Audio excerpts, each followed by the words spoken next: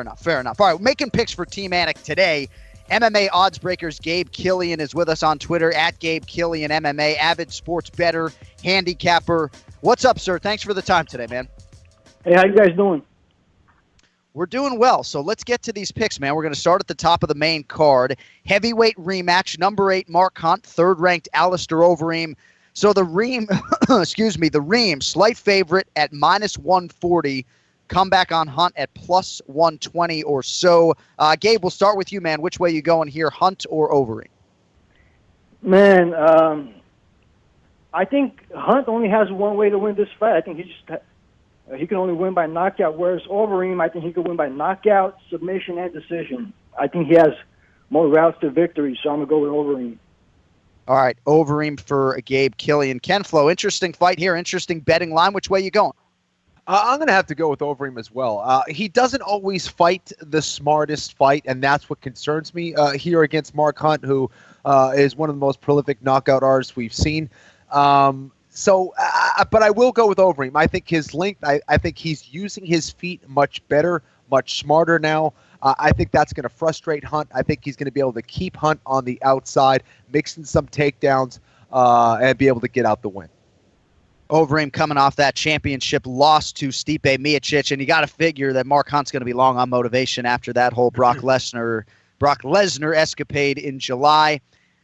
All right, we'll see how it plays out. Now, next two bouts on the main card. So the odds have yet to be released as of this taping. Thankfully, though, I think Gabe has an Anik and Florian exclusive. So, Gabe, at lightweight, Lando Venata versus David Tamer. What are the odds, and who are you backing? Lando Venata is going to be a minus 230 favorite, and the return on David Tamer is going to be plus 170. Man, I think this is a closer fight than the odds indicate. I think Tamer's an excellent striker. If the fight stays on the feet, I think he can win this fight.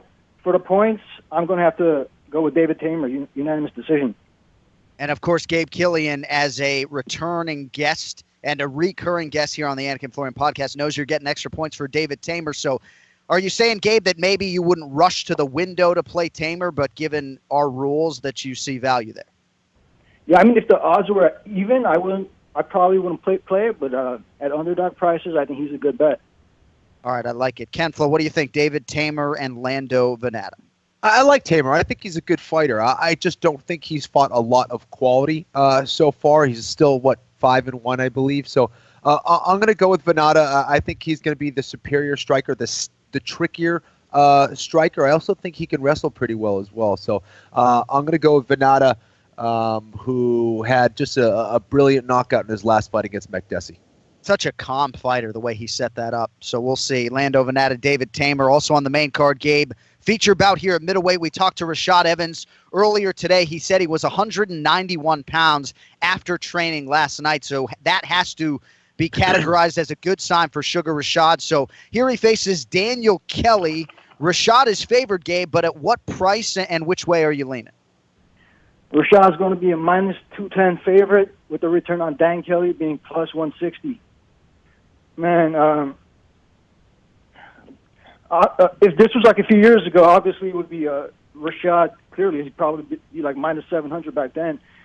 But lately, his chin hasn't been looking good at 205, and with the cut to 185, I think is going to be a bigger concern. And I think if just about anyone lands clean, they can knock him out. And I do think this fight is probably going to end by knockout, one way or the other. And man, I think I'm going to take the points with Dan Kelly. All right, so Gabe goes with Daniel Kelly, the underdog. And, Gabe, I think you're right that if this was a prime Rashad Evans, he might be minus 700 against someone like Daniel Kelly. But, Ken Flo, dude, you can't sleep on Daniel Kelly. I mean, 39 years old. He's won 3 in a row, 4 of his last 5. Obviously, you and I have had the chance to work some of his fights and some of these improbable situations that just develop and manifest because he is just so tough and so hard to get out of there. Rashad Evans, Daniel Kelly, which way you go? Well, listen, I think Gabe brings up an excellent point. The fact that Rashad's going down to 185 pounds, the fact that, he has encountered some problems with his chin in past fights. And going down a weight class that is always going to be a concern. It was a concern for me at 145 pounds when I got caught against Diego Nunes. I didn't really feel the punch. I didn't think it was very hard, but I got dropped. So that is a concern. However, Daniel Kelly, I'm sure he hits hard. He's not the most technical striker. I don't know if he has that kind of power maybe to put down Rashad. I am going to go with Rashad. I think this is a trickier fight for him than people really expect. Kelly obviously is not going to be easy to get taken down. I think Rashad needs to wrestle extremely well, needs to get motion, hit those double legs, and put Kelly on his back. From there, Rashad is really at his best. I also think the fact that Daniel Kelly is going to be the taller man, it's going to put him in line for that big overhand right from Rashad. I think Rashad gets it done. I think you're right, though, that the betting line reflects that this is a very real challenge in front of Rashad Evans on Saturday night. All right, co-main event for the UFC Interim Lightweight Championship, 24-0 versus 23-3. Khabib Nurmagomedov favored -205 or so against Tony Ferguson at +175. Gabe, amazing matchup. We've spent a lot of time here on it today. Tough one to call. Who's it going to be for you, Khabib Nurmagomedov or Tony Ferguson? Man, I think this fight comes down to the wrestling. I know it's only a small sample size, but it's hard to ignore the Danny Castillo fight and what he was able to do to Tony. And I think it's going to be a close fight, but I think the wrestling is going to ultimately make the difference. And I'm going to go with Khabib by unanimous decision. All right, Khabib for Gabe Kenflo. I know you don't even feel like making a pick here, especially an early week selection on Monday of fight week. We're giving you the right to change your mind by the time you go on television this weekend, but at least right now, early in the week, you go on Khabib or Tony. Oh, boy. Listen, I got to say, I said this the last time out. I said I would never pick against Tony Ferguson again. He's impressed me throughout all of his fights. His heart, his determination, his willingness to finish, the fact that he's just good everywhere. He does, he's not the most technical guy on the feet, but he is very effective, and I think he's the better striker here against Khabib. Khabib is clearly the better wrestler, but Ferguson, being on the mat, that's where he's very comfortable as well, and I think in the transition, he's going to give Khabib some trouble, and I think that Ferguson will get it done. I think he's going to surprise everybody, and he continues on that amazing streak. I can't believe I'm picking against Khabib here, but I'm going to go with Ferguson. Well, and at least here, unlike on UFC Tonight or in other places, you're getting extra credit for picking an underdog, so at least there's some merit there. Have you ever told Fox, like, dude, I'm not picking this fight? I mean, because it's live TV. It's live TV, so even if, but they do have a graphic, so even if you gave them a name and then tried to abstain on TV, the graphic would still pop. But why don't you just tell, Steve Becker and the crew, no picks. I'm not making a pick. I know. I can't do that, though. That's a part of my job, man. Like, people tune in to see who the hell I'm going to pick. I can't do it anymore. The only time I was able to get away with it of not picking was when I was doing commentary, and obviously I don't want to get into that. If I'm doing commentary, I don't like to pick the fights. I don't think it's fair.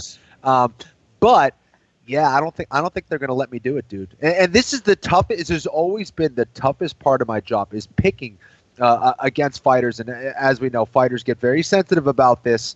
Right. And sometimes I have to pick against my friends and my coworkers and guys I've trained with before. It sucks. I hate it. But here we are. But you'll never pick against Ryan Hall, and that's okay. Exactly. He hasn't lost in a very, very long time. If John Anik gets in the cage, I'm not picking against him. Well, I appreciate that. All right, let's get to the main event. Welterweight championship rematch, Gabe, here. Tyron Woodley, Stephen Wonderboy Thompson. So Wonderboy favored here, -150 or so. Tyron Woodley in the +130 range. We will need a round and a method of win here, Gabe. Who do you like? I think this fight comes down to who made the better adjustments after the first fight. I don't think Woodley's going to wrestle because he doesn't want to tax his gas tank, so I'm expecting another stand-up battle. I'm going to say Wonderboy takes a unanimous decision. All right, Wonderboy by unanimous decision. That would mean a new UFC welterweight champion, Ken Flo. Which way you going? You know what? I'm going to go with Tyron Woodley. I thought that he set a very good precedent and a blueprint in how to beat Wonderboy, and he waited for Wonderboy. He didn't go and chase Wonderboy. He was extremely patient in that 5-round fight. He's going to have to do the same thing. Now, The main thing when you fight Wonderboy is you just don't get that feel against other training partners. You can't understand the speed, the way in which he attacks, the angles that he throws, the unusual kicks that you typically don't see in sparring. Now, he's seen 25 minutes of Wonderboy. He has hurt Wonderboy. He almost got Wonderboy out of there. I think it's up to Tyron to really make the better adjustments. I thought Wonderboy fought maybe a better fight than Tyron did that night. Obviously, I still scored it a draw, but I think Tyron's adjustments will be the difference in this fight. I think Tyron wins the decision here against Wonderboy. All right, Woodley by decision. That is your main event Saturday night at UFC 209. Gabe Killian on Twitter. He is at Gabe Killian MMA. And you want this man's free tennis plays. I can assure you of that as well. Gabe, appreciate the insights here, man. Thanks for the breaking news there on the odds. Enjoy the fights this weekend and hope you make some money, man. Thank you. Thanks for having me on, guys. Take care.